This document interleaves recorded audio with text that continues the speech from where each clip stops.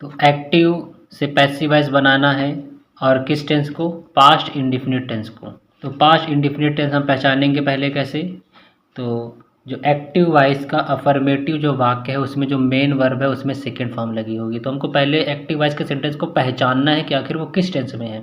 जब पहचानेंगे उसी के अकॉर्डिंग उसको हम बदलेंगे। अब इसको हमको बदलना है पैसिव वॉइस पे, तो बदलेंगे कैसे, तो पैसिव वॉइस में अफर्मेटिव के में क्या है, जो हेल्पिंग वर्ब है, जो सहायक क्रिया है, वो वाज वर लगेगी अकॉर्डिंग टू सब्जेक्ट।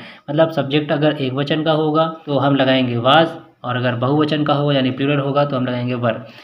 साथ में जो मेन वर्ब होगी वो थर्ड फॉर्म लगाएंगे। तो जो वहाँ पे सेकंड फॉर्म दी होती है उसको हम चेंज कर देंगे थर्ड फॉर्म में। तो अब यहाँ पे एग्जांपल समझते हैं कि जैसे कोई यहाँ पे एग्जांपल दिया है एक्टिव वॉइस का, ही हेल्प्ड मी, तो ये सब्जेक्ट है, ये मेन वर्ब है और ये ऑब्जेक्ट है। तो यहाँ पे सेकंड फॉर्म लगा हुआ है, हेल्प की सेकंड फॉर्म है हेल्प्ड।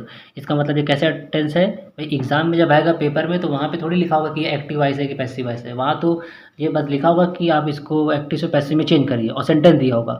अब सेंटेंस किस टेंस का है, इंडेफिनिट का है, प्रेजेंट इंडेफिनिट का है, कंटिन्यूअस का है, किसका है, तो ये आपको पहचानना है। तो सबसे पहले पहचान करनी जरूरी है। तो यहाँ पे पहचान आपको बता दी गई है, तो सेकंड फॉर्म लगी हुई है। अब चेंज करने का रूल क्या बताया गया है कि सबसे पहले तो ये है कि जो ऑब्जेक्ट होता है उसको हमको क्या बनाना होता है, हमको बनाना होता है सब्जेक्ट। तो पैसिव में इसको मी का हो जाएगा आई।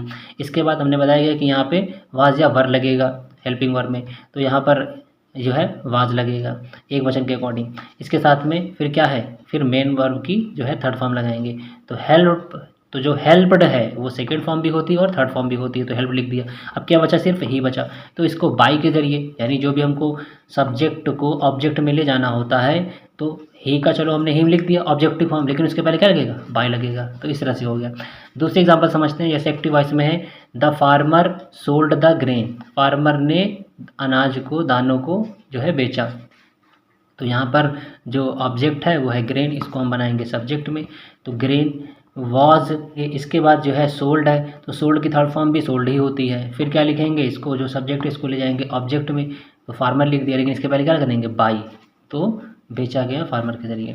अगला समझते हैं, she did not call the children, उसने बच्चों को नहीं बुलाया। तो यहाँ पे द चिल्ड्रेन जो है यहाँ पे क्या है, ये ऑब्जेक्ट में है, इसको हम बनाएंगे सब्जेक्ट में चेंज करेंगे, तो द चिल्ड्रेन लिख दिया।